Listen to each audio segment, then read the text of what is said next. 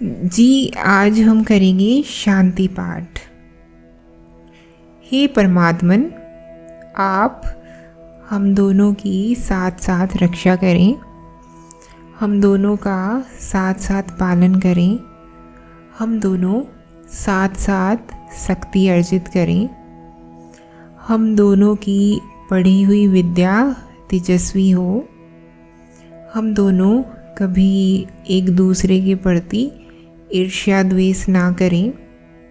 हे शक्ति संपन्न, हमारे त्रिविध तापों का समन हो और अक्षय शांति की प्राप्ति हो। शांति पाठ पर कुछ बातें, 2 बातें समझनी होंगी।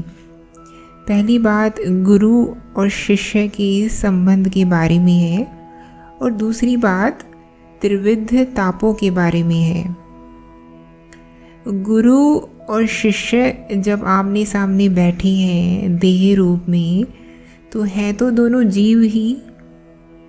बस एक जीव है जिसकी चेतना ऊंचाई पा चुकी है और उन ऊंचाइयों से अपने द्वारा पाए गए अमृत को बिखेरना चाहती है, नीचे वालों पर उड़ेलना चाहती है, ताकि जो नीचे हो वो भी ऊपर आ सकें।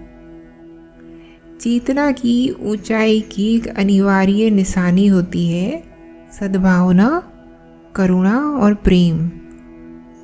जो ऊंचा उठ गया उसके पास कोई और विकल्प नहीं रह जाता, उसे नीचे की ओर हाथ बढ़ाना ही पड़ता है, नीचे वाले को ऊपर खींचने के लिए। यही ऊंचाई की पहचान है। जो ऊंचे पहुंच गया हो और नीचाई को त्याग दे, नीचाई से कोई मतलब ही ना रखे, उसकी ऊंचाई बड़ी निजी है, बड़ी व्यक्तिगत किस्म की है, इसलिए बड़ी सीमित और शुद्र है। तो बैठे हैं गुरु और बैठे हैं शिष्य और दोनों एक साथ प्रार्थना कर रहे हैं।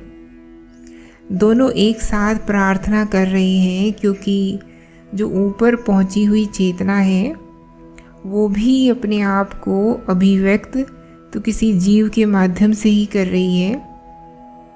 वह चेतना है तो किसी जीव की ही, ऊंची है पर है अभी भी वो इस पार्थिव दुनिया की ही। उसने अभिव्यक्ति के लिए जो माध्यम, जो करण चुना है वह देह ही है और देह दोषों का घर होती है। बात भले ही ऊंची से ऊंची कही जा रही हो, लेकिन कहीं तो एक देहधारी मनुष्य के द्वारा ही जा रही है ना, उसकी देह के माध्यम से। देह ना हो तो उपनिषदों की भी अभिव्यक्ति नहीं हो पाएगी। एक दैहिक पार्थिव गुरु चाहिए ना, जो बैठा हो आपसे बात करने के लिए, नहीं तो मौन से और सुनने से और निराकार से अब कैसे बातें कर लोगे। तो गुरु को पता है कि बहुत ऊंचे स्थान पर विराजता है वो, लेकिन उसको ये भी पता है कि अभी वो जो चुनौती उठा रहा है, जो सहायता करने का बीड़ा उठा रहा है, वो बहुत खतरों से भरा खेल है। क्योंकि नीचे वाले का हाथ थाम पाने के लिए ऊपर वाले को भी कई बार झुकना पड़ता है। पहली बात, जो नीचे है उसका हाथ थामना है तो ऊपर वाले को झुकना पड़ेगा। और दूसरी बात, जिसका आप हाथ थाम रहे हो उसे ऊपर उठाने के लिए वह आसानी से तो राज़ी होता ही नहीं है ऊपर उठने के लिए। और जब वह ऊपर उठने के लिए राज़ी नहीं होता तो जो झुका हुआ है कई बार उसे और झुकना पड़ता है। और जो नीचे वाला है, चूँकि आप उसकी मदद करने के लिए झुक रहे हो, इसलिए यह संभावना होती है कि नीचे वाले के अड़ियलपन पर, जिद पर, मूर्खता पर गुरु को क्रोध भी आ जाए। इसकी बहुत संभावना है। कहानी पूरी समझ रहे हो ना? देखो, वेदों को कहते हैं अपौरुषेय, माने वहाँ जो बात कही जा रही है वो पार्थिव नहीं है, वो किसी व्यक्ति माने पुरुष की अपनी निजी बात नहीं है। वो बात बहुत दूर की है, बहुत आगे की है, आसमानों की है, पृथ्वी की तो है ही नहीं। तो इसलिए वेदों को कहते हैं अपौरुषेय, कि वहाँ जो बात हो रही है वो किसी इंसान की अपनी बात नहीं है, ये कोई ऊपर से उतरी हुई बात है। बात उतनी भले ही ऊपर से होगी, लेकिन सामने जो शिष्य बैठा है वो तो बड़ा ज़मीनी है ना। उससे बात करने के लिए कौन चाहिए? उससे बात करने के लिए चाहिए उसी के जैसा कोई पार्थिव व्यक्ति, कोई ज़मीनी व्यक्ति। आसमानों से कोई आई होगी बात, अमृत तुल्य होगी, लेकिन वो बात कही तो जाएगी इस मृतिका के पिंड द्वारा ही ना। यह एक अजब बात है कि अमृत बरस रहा है, लेकिन किससे? मिट्टी के, मृतिका के पुतले से। तो एक ओर तो जो बात है वो अमृत तुल्य है, और दूसरी ओर जो उस बात को कह रहा है वो अभी भी मिट्टी का ही पुतला है। मिट्टी का ही पुतला है, पर ऊंची चेतना रखता है। जिसको वो समझा रहा है उसको समझाने में बड़ा दम लगता है, क्योंकि जो नीचे बैठा है वो यूं ही नीचे नहीं बैठा।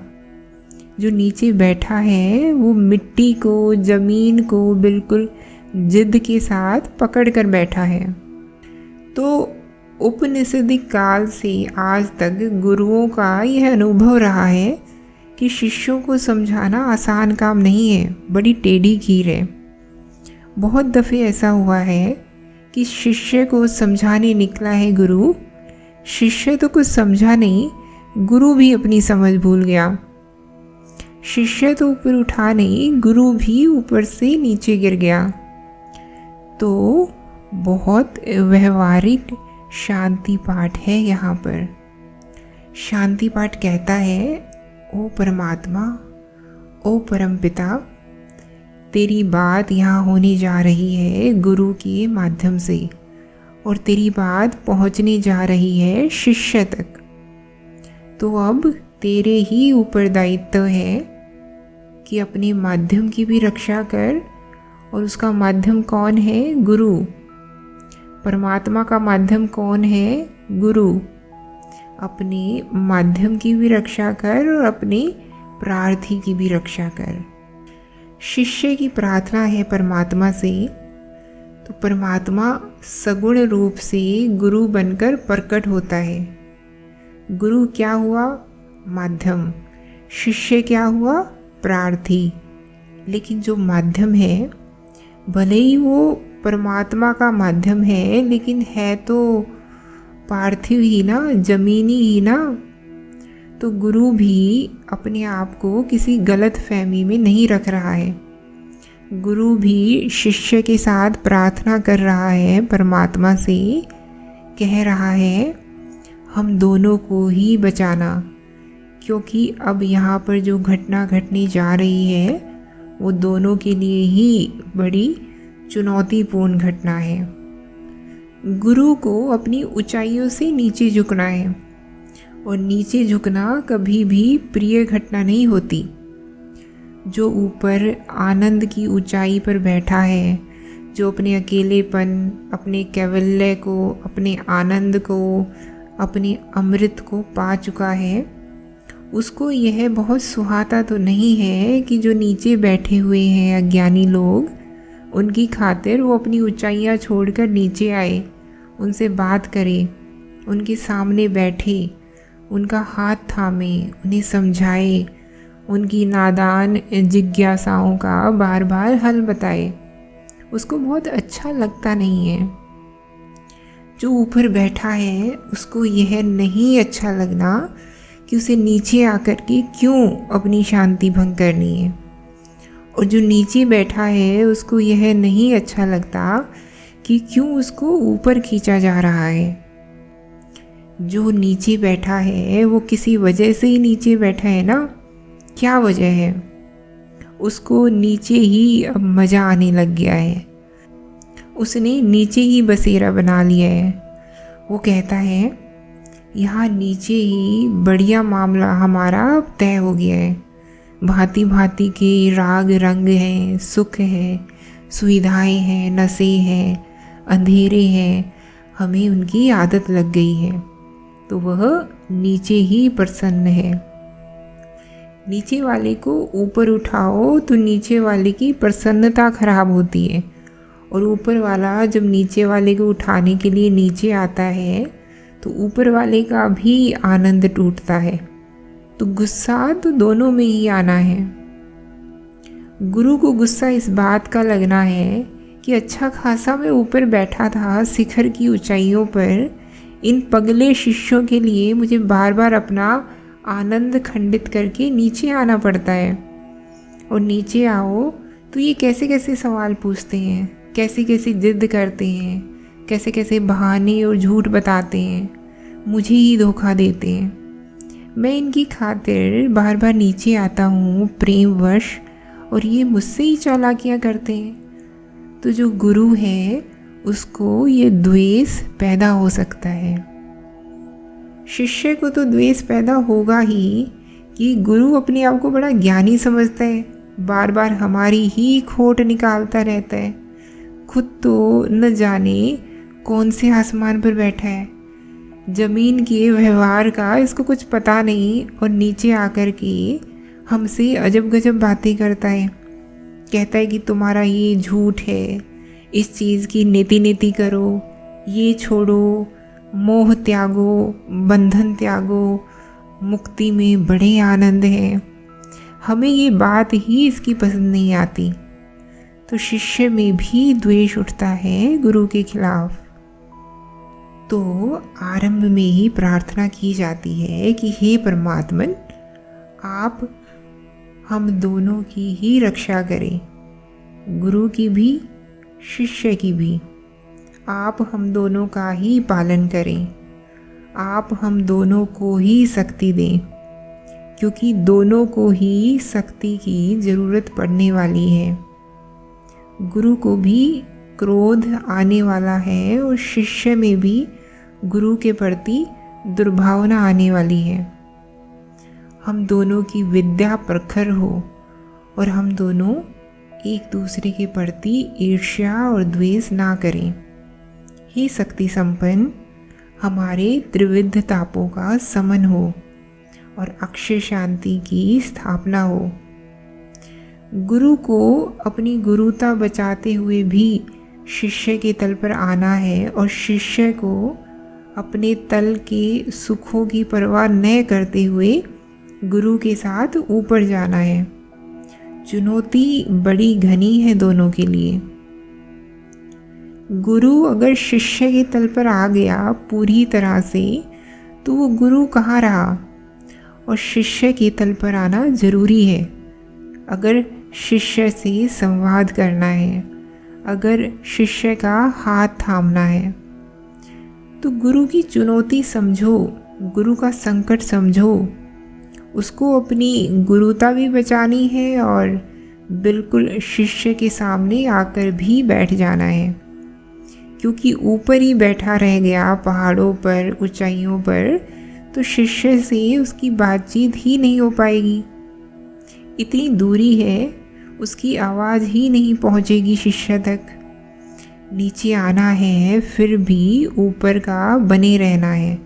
ये गुरु की चुनौती है। और शिष्य की क्या चुनौती है? नीचे कितना भी रस रंग रहा हो, अब गुरु सामने आकर बैठ गया है तो कुछ ध्यान से बात समझनी होगी, और जो बात समझ में नहीं भी आए उसके प्रति थोड़ी श्रद्धा रखनी होगी। द्वेष कितना भी उठे, संयम रखकर गुरु की बात पर भरसक अमल करने की कोशिश करनी होगी। तो ये तो मनोविज्ञान हुआ गुरु और शिष्य के रिश्ते का, जिसको शांति पाठ आरंभ में ही संबोधित कर देता है। फिर आती है बात ताप त्रय की। 3 तरह के ताप बताए गए हैं, आदि भौतिक, आदि दैविक और अंततः आध्यात्मिक। इनके भांति भांति के अर्थ किए जाते हैं। सही में अर्थ जो इसका है समझिएगा। जो 3 कष्ट हमें सताते हैं उनको उपनिषदों के ऋषियों ने इन 3 तरीकों से देखा था। वह कष्ट जिनका कारण आपको ज्ञात ही है, माने वह कष्ट जिनका संबंध आपके चैतन्य जगत से है, आपके ज्ञात जगत से है, उनको कहा गया है आदि भौतिक कष्ट। माने आपको पता है कि आपको अगर तकलीफ हो रही है तो क्यों हो रही है। उदाहरण के लिए कोई आपका पैसा लेकर भाग गया, आपको कष्ट हो रहा है। आपका अन्न का भंडार था, चूहे आकर के आपका अन्न चट कर गए, आपको कष्ट हो रहा है। आप जानते हो कि आपको जो तकलीफ हो रही है वो क्यों हो रही है। जहाँ आपको ज्ञात कारणों से तकलीफ हो रही है उस कष्ट को कहते हैं आदि भौतिक कष्ट। यहाँ पर कष्ट का कारण ज्ञात है, आप विचार कर सकते हो कष्ट के कारण के बारे में। चैतन्य रूप से आप विचार कर सकते हो, तो ज्ञात क्षेत्र में आता है कष्ट। फिर कुछ कष्ट होते हैं जिनका कारण अज्ञात होता है। अज्ञात होता है क्योंकि आपके पास समता नहीं है, आपकी इंद्रियों के पास, आपके विचारों के पास, आपकी सामर्थ्य इतनी नहीं है कि आप कारण का ठीक ठीक पता लगा सको। हालांकि अगर आपकी क्षमता बढ़े तो आप पता लगा भी सकते हो, पर आपको अभी नहीं पता। ऐसे कारणों को कहते हैं आदि दैविक। उदाहरण के लिए कोरोना महामारी फैली हुई है, अभी आप ठीक ठीक जानते नहीं हो वायरस के बारे में सब कुछ, तो अभी इस वायरस के कारण आपको जो कष्ट हो रहा है ये कहलाएगा आदि दैविक कष्ट।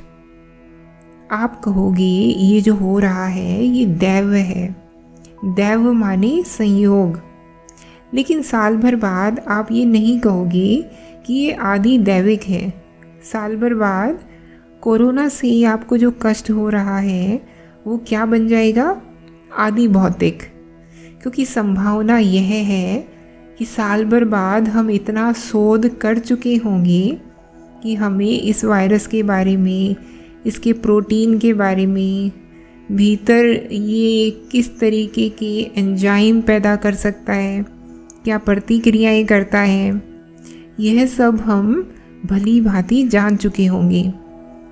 लेकिन ऐसा नहीं है कि तब हमें कष्ट नहीं होगा कोरोना से। वायरस हो सकता है तब भी रहे, कम लोगों में रहे, कम घातक हो जाए, लेकिन वायरस तब भी रहेगा। तब अगर किसी को इस वायरस से कष्ट होता है तो उसको हम क्या बोलेंगे, वो आदि भौतिक कष्ट होगा। अभी वो क्या है, आदि दैविक कष्ट। इसी तरीके से अगर अचानक वर्षा हो गई और सूखा पड़ गया, ये सब कौन से कष्ट कहलाएंगे, आदि दैविक, क्योंकि इनके कारण अज्ञात हैं।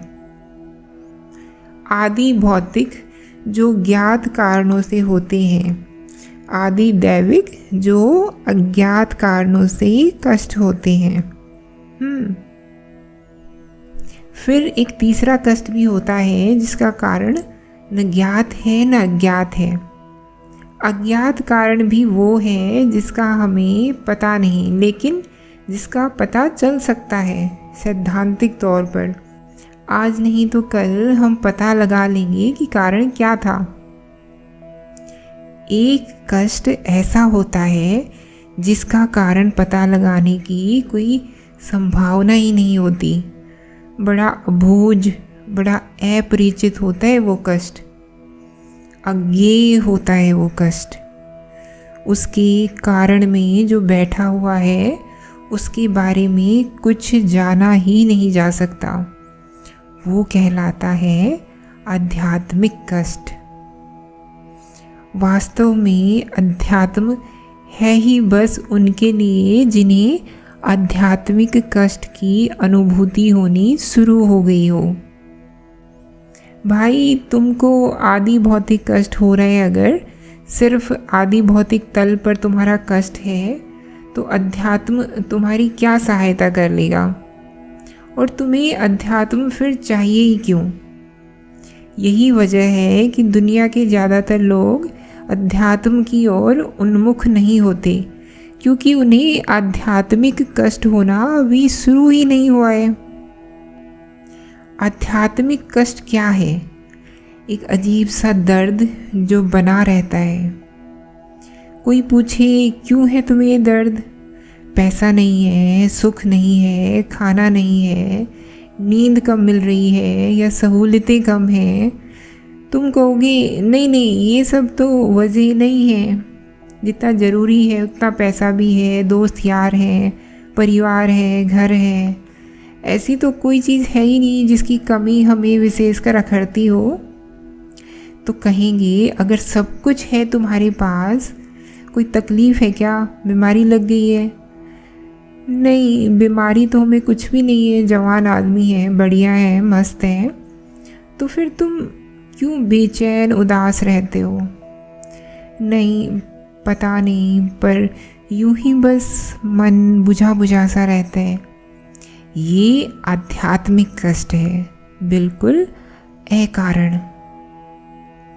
समझिएगा, उस कष्ट की बात नहीं हो रही जिसका कारण आपको पता नहीं। वो होता है अज्ञात, जो आपको पता नहीं। उस कारण की बात हो रही है जो न सिर्फ आपको पता नहीं है, बल्कि वो पता हो भी नहीं सकता, क्योंकि वो कारण विचारणीय नहीं है। वो कारण विचार की पकड़ में आएगा ही नहीं। वो कारण अंदरूनी नहीं है।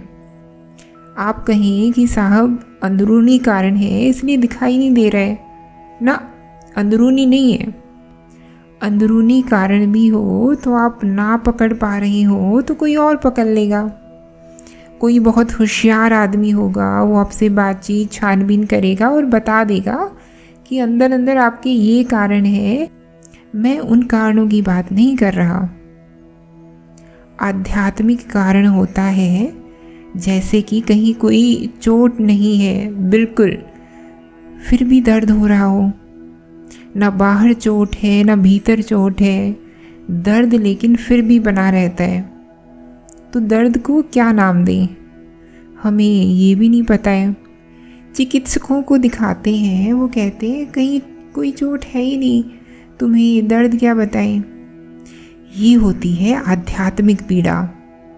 जिसको ये आध्यात्मिक पीड़ा उठने लगे, मात्र उसके लिए है आध्यात्म। आदि भौतिक के लिए अगर तुमको उपाय करना है तो जाकर पैसा वगैरह कमा लो। आदि भौतिक कष्ट का मतलब होता है कोई भौतिक वस्तु नहीं है मेरे पास, उसके कारण मुझे तकलीफ़ हो रही है।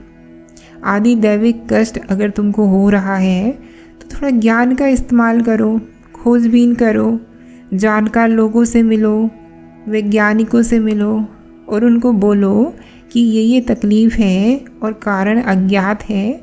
वो अपने ज्ञान का इस्तेमाल करके वो कारण तुम्हारे लिए खोज देंगे।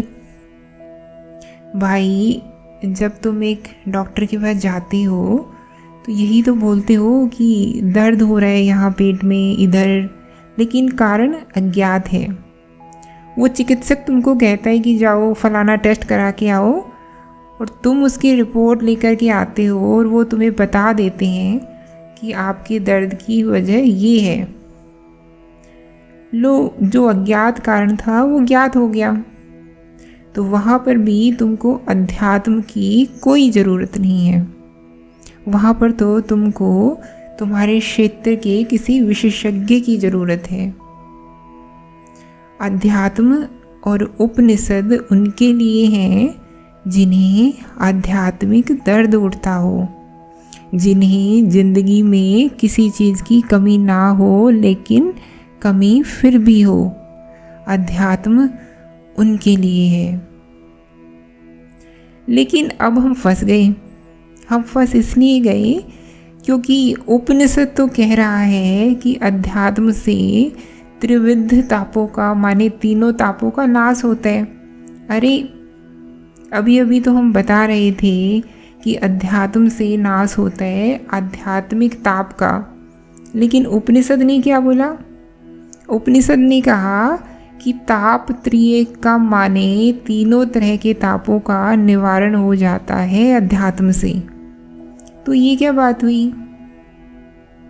ये बात ये हुई कि बाकी दोनों दर्द महसूस होने ही बंद हो जाते हैं उसको जिसको आध्यात्मिक दर्द उठने लग गया हो। जिसको आध्यात्मिक ताप उठने लग गया उसको बाकी दोनों ताप मूल्यहीन लग जाते हैं, क्योंकि आध्यात्मिक ताप इतना प्रबल होता है कि उसके आगे बाकी सारे दर्द बिल्कुल हल्के फीके मूल्यहीन हो जाते हैं। आदमी उनको तवज्जो मूल्य देना बिल्कुल बंद कर देता है। आध्यात्मिक ताप में इतनी शक्ति होती है, वो इतना विकराल होता है। तो अगर अध्यात्म ने आपके आध्यात्मिक ताप का शमन कर दिया तो बाकी दोनों तापों को मूल्य देना तो आपने पहले ही तब ही बंद कर दिया था जब आपको आध्यात्मिक ताप उठा था। ऐसे कह दो कि जिसको आध्यात्मिक ताप उठ गया उसका आध्यात्मिक ताप ही उसके बाकी दोनों तापों को जला देता है। माने आध्यात्मिक ताप उठा नहीं कि आदि भौतिक और आदि दैविक ताप अपने आप ही नष्ट हो गए। इसलिए ये जो दर्द होता है परमात्मा का, इसको हाथ पसार कर, आंचल फैला कर, रो रो कर, गा गा कर भीख में मांगा जाता है। संतों ने यही करा है। वो बोलते हैं तू मुझे अपना दर्द दे दे, तेरे वाला दर्द चाहिए। क्योंकि जिसको वो दर्द मिल गया उसको बाकी सब दर्द महसूस होने बंद हो जाते हैं। और वो दर्द विकराल ज़रूर है, पर जिनको हो जाता है उनको बहुत मीठा भी लगने लगता है। वो कहते हैं दुनिया के सब सुख सुविधाओं से अच्छा है ओ परमात्मा तेरा ये दर्द। सब सुख सुविधाएं एक तरफ और तेरा दर्द एक तरफ। हम सब कुछ बेच करके तेरी वाली तकलीफ़ खरीद लेंगे। उसकी जो तकलीफ़ है वो दुनिया के सब दुखों का इलाज है। तो उसकी तकलीफ़ लगी नहीं कि बाकी दोनों ताप तो अपने आप मिट गए। और उसकी ताप को कौन मिटाता है? आध्यात्मिक ताप को कौन मिटाता है? अध्यात्म। और कौन मिटाएगा? अरे आध्यात्मिक ताप है भाई, तो अध्यात्म ही तो मिटाएगा, उपनिषद ही मिटाएगा। तो अब आगे यात्रा शुरू होती है उन तापों की, खास तौर पर आध्यात्मिक ताप की शमन की।